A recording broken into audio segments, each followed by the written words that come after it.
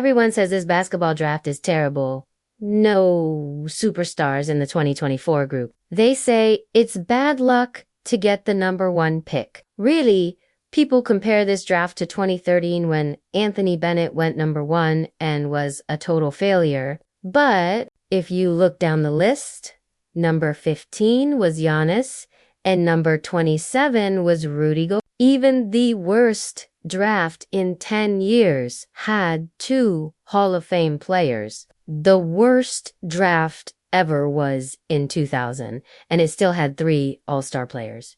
So who's going to be that surprise star in 2024? People have been telling us this draft is so bad that we don't even know these kids. So let's learn about the best players in this group because several All-Stars will definitely be picked. So the first thing to know is which team picks first. Last year, the top 4 spots went to the Rockets, Spurs, Hornets, and Blazers. The Rockets got spot 4, Blazers got 3, Hornets got 2, and the Spurs won it. It works like a lottery system where you get more ping pong balls if your team was really bad. So the Spurs, Pistons, and Wizards have the best chance at number 1 this year, but it's not guaranteed. Detroit was there last year but fell all the way to spot 5, but it works both ways. You can get really lucky. 8 times a team with less than 7% chance got the number 1 pick. 3 times it was less than 2% chance. That means this year, number 1 could be the Bulls or the Hawks or the Thunder who have Houston's pick from the Chris Paul trade. Anything can happen. But who will they pick? There are 6 players who could possibly go number 1 according to dozens of predictions. Half of them are from Europe. You would never see that a few years ago. Teams were scared to pick a European player first. That's why DeAndre Ayton and Marvin Bagley went before Luka Doncic. We had all the signs that Luka was going to be amazing. Best player in Europe at 20 years old with MVP awards. But oh, they wanted the big American player. More like big mistake. Now the best NBA players are not American. The last 5 MVP winners were born outside the US. The old idea used to be that European players were weak. Now, it's the opposite. European kids play in men's leagues from a young age and have to face old, tough, hairy dudes in European leagues. They learn discipline. Americans have AAU, where it doesn't matter if you lose today because we have 3 more games tomorrow. They're totally spoiled and only play against other kids their age. I hate to say it, but non-Americans are taking over. So let's talk about these picks from least likely to most likely to go first. The least likely is Cody Williams, who was number 1 in one prediction on NBA Draft.net. He's the brother of Yalen Williams from Oklahoma City. Cody is super athletic like his big brother and a good defender, but he's taller at 6'8". He has good ball handling skills to be a point forward. The problem is he's not strong enough to dominate near the basket. He's 6 feet 8 inches and 180 pounds. We all know 180-pound people. They're not usually 6 feet 8. I only see him going first if like the Hornets pick first because they need a tough player to go with their core of LaMelo Ball, Brandon Miller, and Mark Williams. Next is Reed Shepherd, a 6'3" guard from Kentucky. The Ringer had him number 1 in an earlier prediction because the Spurs picked first, a great fit with Victor Wembanyama. Dude is tough on defense, even though he's smaller, and he made 52% of his three-point shots this year. Add his playmaking skills, and there's no better teammate for Wemby.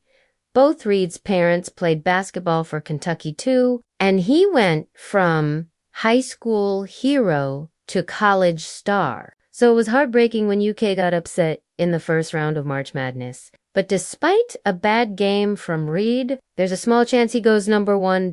Next likely is Nikola Topic, who was number one in one prediction as well on SB Nation. Kid is a 6 feet 6 inches guard from Serbia with amazing skills at the rim. He loves to drive and score or drive and pass. His dad was a legend in Serbian basketball, winning the silver medal in the 1996 Olympics. Nikola's problem is he can't shoot. It's so bad that defenses just ignore him from far away. For that reason, I don't see the Spurs taking him. They need shooters around Wemby. The only way he goes first is to the Wizards. They need a point guard since Tyus Jones is a free agent. Topic could be special. Next is Rob Dillingham, a 6'3" guard from Kentucky. ESPN wrote a whole article making the case for why he goes number one. With the potential of Trae Young, he made 45% of his three-pointers and was a big-time riser this year. He had to be mentally strong because of his crazy background. Rob was sitting at home when Kanye West FaceTimed him. Kanye asked him to move to LA at 16 years old to join the Donda Academy. It was a school Kanye set up, and Rob's commitment shocked the basketball recruiting world. They played for about a year, but Kanye's mental breakdown led to the school shutting down, and everyone had to transfer. Rob's dad then revealed how shady it really was. As Rob's dad, he said he wasn't told about the offer to attend Donda Academy. Neither Rob's mother, brother, or sister told him where Rob was. There was so much lying, and everything got out of control. He felt Rob wanted to reach out to him, but couldn't. Reports said Kanye banned chairs at the school, forced players to eat nothing but sushi, and all the doors were locked from the outside. Rob had to sign a paper promising not to talk about it, so no official information is out there. But he transferred to Overtime Elite before Kentucky. If he goes number one, maybe the Spurs take him, maybe the Rockets to eventually replace Fred VanVleet. But the second most likely number one is Zachary, who is first in tons of predictions, including ESPN and The Athletic. He's a 6'8" forward from France and an elite shooter this year, making 44% from three-point range. He can catch and shoot off the dribble, and shoot while moving. He's got long arms to defend, but he's not consistent yet. Think of him like a Michael Porter Jr. Zachary's problem is poor finishing at the rim. But he too comes from a basketball family. His dad is Stefan, a great European League player, and Zachary was born in Spain when his dad was playing there. He goes number one if a couple of teams pick maybe Detroit because they need a forward who can shoot. Same for the Blazers, maybe the Rockets.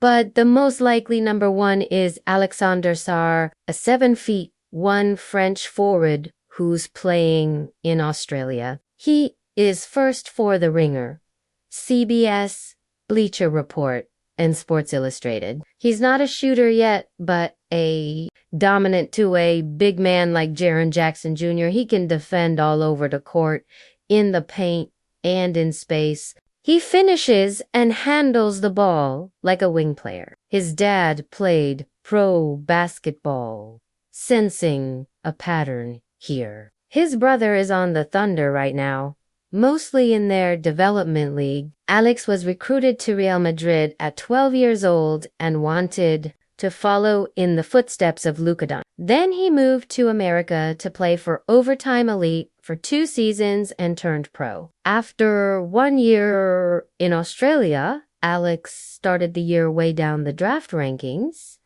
but everything changed in 2 games. His team played the G-League Ignite, just like Wemby and Scoot did last year. Alex averaged 22 points, 9 rebounds, and 6 blocks. Scouts came away saying Alex goes number one. Teams that could take him are the Wizards, Hornets, Grizzlies, and maybe the Raptors. So because there's no clear number one, who goes first really depends on which team is picking. The Blazers don't need another guard. The Spurs do need a guard and good defense. We will find out the draft order on May 12th, but whoever gets drafted is coming into a completely different league than it was when the year started. Because the NBA changed their rules in the middle of the season but didn't tell anybody. Luckily, a bunch of people noticed that this happened, did an investigation, confronted the NBA, and the NBA lied to our faces. So I broke down the entire thing and explained why the NBA is actually lying.